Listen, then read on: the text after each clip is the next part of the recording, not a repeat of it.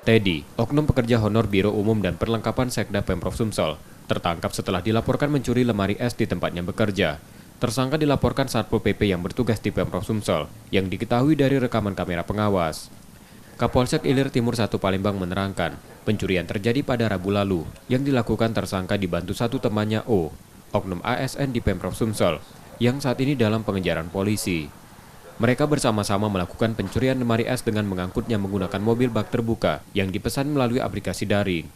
Para tersangka masuk dalam ruangan menggunakan sidik jari pelaku O. Yang bersangkutan memanfaatkan fingerprint milik rekannya yang saat ini masih dalam pengejaran tim kami.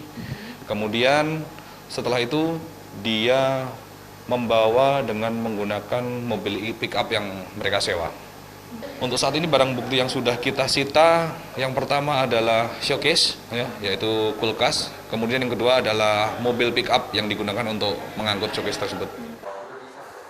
Tersangka Teddy mengaku ia hanya diajak melakukan pencurian oleh O dan hasil kejahatannya dijual 1,5 juta rupiah. Diajak oleh teman-teman yang lagi DPO. Berarti teman-teman yang lagi DPO ini cuma satu ya berarti ya? Iya. Terus kulkasnya udah dijual? Udah Udah berapa harganya? 1.050.000. Dijual kemana? Ke orang, Pak. Ke orang.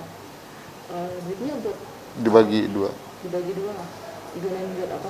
untuk makan sehari-hari. Karena perbuatannya tersangka kini ditahan di tahanan Polsek Ilir Timur 1 Palembang dan terancam hukuman di atas 5 tahun penjara.